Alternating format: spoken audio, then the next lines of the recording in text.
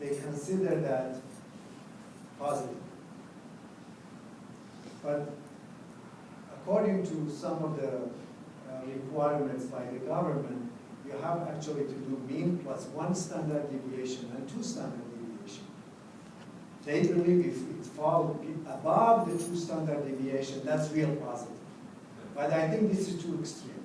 That's why we decided anything above 1 standard deviation, we call that the provocol or low positive, and anything above 2 standard deviation, we call that real positive. So, but what you do if your patient is reacting to, let's say, 50%, 25% are highly positive, 25% are low positive. And the patient is not ready to remove all these 50 or 100 food from the diet, then my recommendation would be remove the one with the highest level. And then repair the gut, give digestive enzymes, all of that, and hopefully the patient will improve. If the patient did not improve, then you have no choice but remove everything from the diet of that patient. What about butter? Question about butter versus milk? Oh, I'm sorry. Thank you. Apologies. Okay. Butter may have some proteins, but I don't think ghee may not have.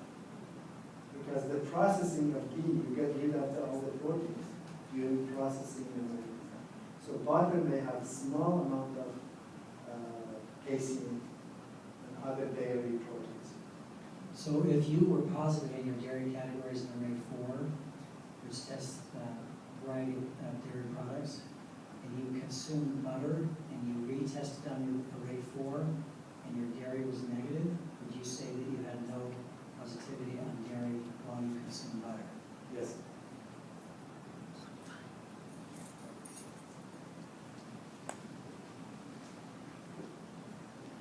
Hi, I have a question about probiotics. Which one do you recommend, and do they need to be refrigerated? Very good question. Okay. I will tell you what I'm using. Okay. First of all, when we take probiotics, if probiotics are get implanted, why do we need to take them every day?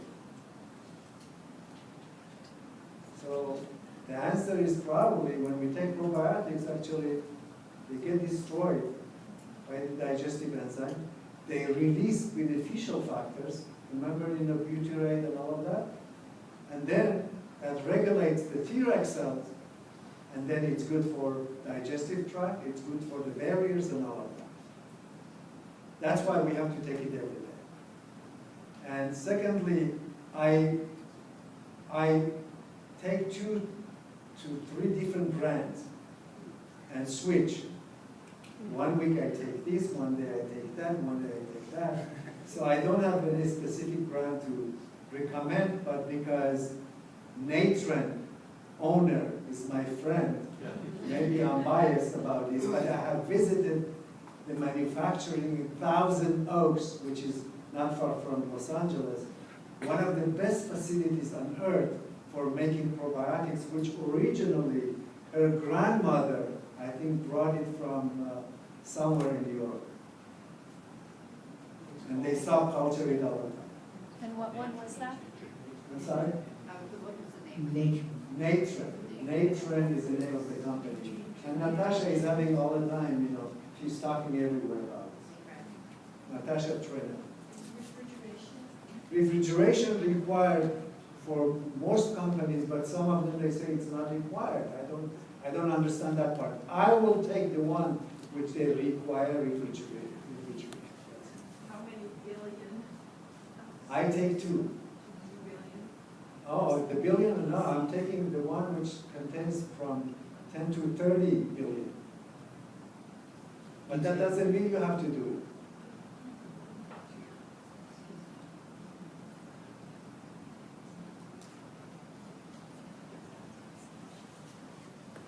This is kind of just a fun question.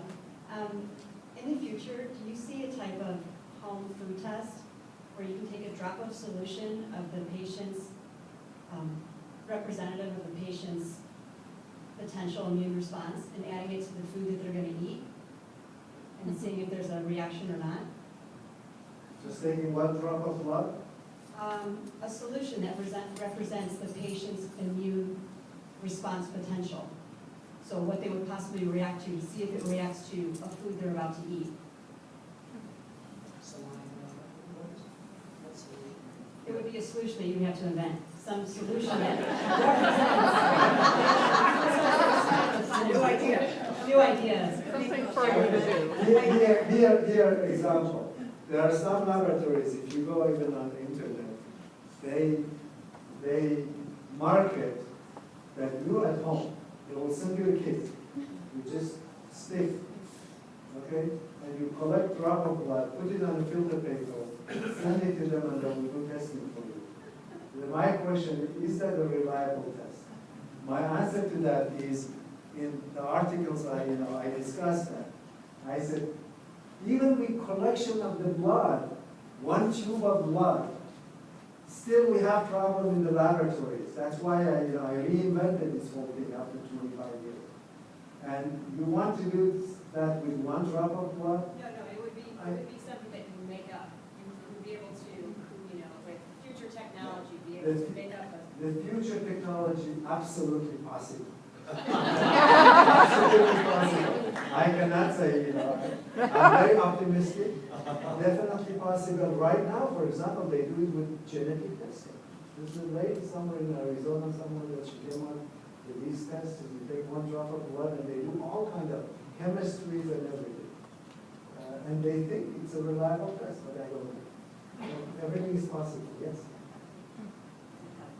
20 questions for you, and I'll start with this one. The array-free, can you eat off gluten and have, is it accurate if you're off gluten when you take it, or celiac? Okay. When we do antibody testing, the antibodies in the literature, in the textbook of immunology, they tell us they are stable in our body for about 21 days. The half-life of IgG is about 21 days. Another meaning that antibody should disappear after a period of 2 months, right? So my question is, how come Epstein-Barr virus, I had it 50 years ago, still I have very high levels of Epstein-Barr virus. Believe me, I did my own testing. Sometimes I like to look at my own blood. So how come we have that? So textbook is one thing, reality is different. The textbook is talking about pure environment. If you take an animal, never been immunized before, you inject an antigen, you make antibodies, and you look at the titer of the antibodies, they will go up and then will decline, and finally after 6 months, nothing is in the blood. But what if, today I gave you examples that I have infection in my mouth, and that infection I make antibody against, also cross-react with Epstein-Barr virus. What if I eat certain food? I react against that food, which cross-react with Epstein-Barr virus. So what happened that when we expose to certain antigen, what the immune system is doing, make antibody, but at the same time, it's going to have a memory lymphocyte in our blood. The memory stays forever. That I have been exposed 50 years ago, or 20 years ago, or yesterday, or a month ago, with certain infection. As soon as an antigen, that antigen, or cross-reactive antigen, will get into my system, that memory lymphocytes become activated, and now I'm going to make a lot of antibody, in this case against Epstein-Barr virus. But I don't have Epstein-Barr, but cross-reactive food or infection activated my memory lymphocyte and made more antibodies against Epstein-Barr, and therefore, when you watch the decline in antibody, the antibodies do not decline. So I have them for 50 or 60 years. So the world of immunology is not as pure as the textbook of immunology. So start your question. If you're not eating gluten, when you do a gluten test, So Now let's be specific. Yeah, I think it depends how long. Okay, it depends how long you are gluten free. If you are 5 years gluten free, probability of getting false negative result is very high. But my question to you is, if you are gluten free and you feel good, why do you want to waste your money? It's not my child, so. Okay, I'm sorry. I'm just throwing at you guys something. Because I'm coming from laboratory, I love testing, but I don't want you also to waste your money. So, but I will never recommend to put that child back again on gluten and try to test that child.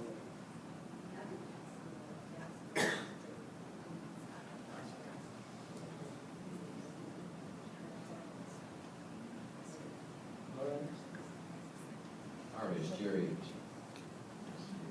Hi, Jerry. I'm getting questions from my clients about skincare products that contain things like oats or reactive food or avocados or reactive food. The question is, how much of this stuff is liable to be absorbed and then become a reactive product? Beautiful question. Excellent question. I'm sure most of you heard the case report about the lady who had celiac disease. She was on gluten-free diet, but she wasn't improving. And her gastroenterologist was puzzled. What is happening? Is she cheating? And no, not really. What happened? She was going to church every Sunday. And and it had some gluten. That was the major cause they found. So it doesn't need really that much antigen to challenge the immune system. To challenge the immune system, you need few milligrams. What is milligrams? 1,000 of gram. Hardly you can see that. It's not one bite of sandwich. It's smaller than you. So very small, you don't see that. So that can challenge the immune system. And so product having food that you put them on your skin depends on the size. Are they proteins or peptides? Are they proteins or peptides? Peptides will get absorbed. I don't think proteins will get absorbed through the skin. Depend on the size of the protein.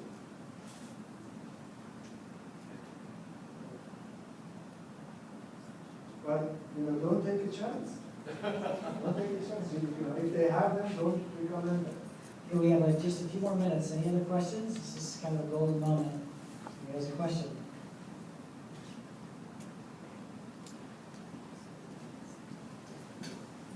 Do myosins from previous generations show up in your testing? Myosins, like it identified in homeopathic. Myosins. I don't know. The homeopathic is so diluted. But no, I'm talking about the disease that's transferred that they identify in homeopathy. It's called myosins. I don't know much about that. I apologize if you have I might any just say that answer or anybody. that myosin would have to create antibodies for a test to show it. Okay. Which, I don't know if anybody here has that answer, but I would doubt that your body would create an antibody through a myosin, but it doesn't mean you would be reactive. Once you're reactive, then you would have an antibody. Okay. Any one last question. For the practitioners, I have few extra visits right now. Practitioner?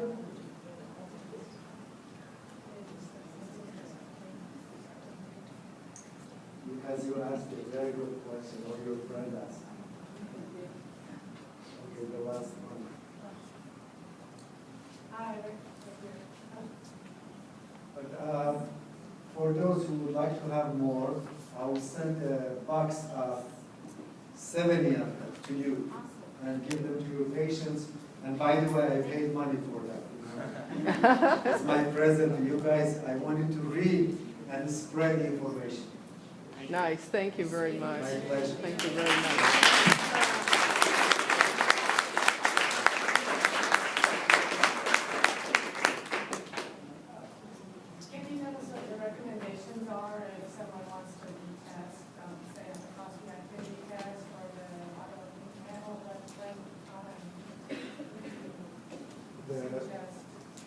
how long to retest on any of the panels? If you did the first test, okay, and you see improvement or not? Well, it's not even for the first so you've eliminated a bunch of foods. Is your goal to go back and eat again the same food, or your goal is just general information? It's to go back and eat the same foods for some of the people. So my recommendation is, if really you feel better, why do you want to go back and have that food again? It's a lot easier said I'm than not done. even talking about for me, but I'm saying for kids. I know, for kids, Okay? then 6 months later, 6 months. 6 months, depends, you have to talk to your clinician.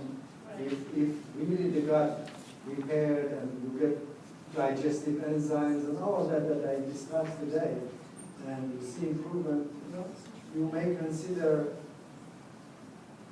to discuss that with your clinician and make a decision. And what about the autoimmune panels? People retesting, doing things to eliminate toxins, foods out of foods, and then retesting just to see if. The autoimmunity, if you are, I'm not going even to recommend every six months later. Wait a couple of years and do the test again. Thank you. Welcome, thank you. I have never seen a cross-reactive food test be stably changed until it got skipped. And I've never seen that really before 4 months. If somebody, That's what we are talking, that's why 6 months is my recommendation. and on an antibody for tissue, you check it just as a baseline. Maybe 2 years, could be 3 if you're improving, but just see as a baseline, see if you're beating it. Thank you, you were great.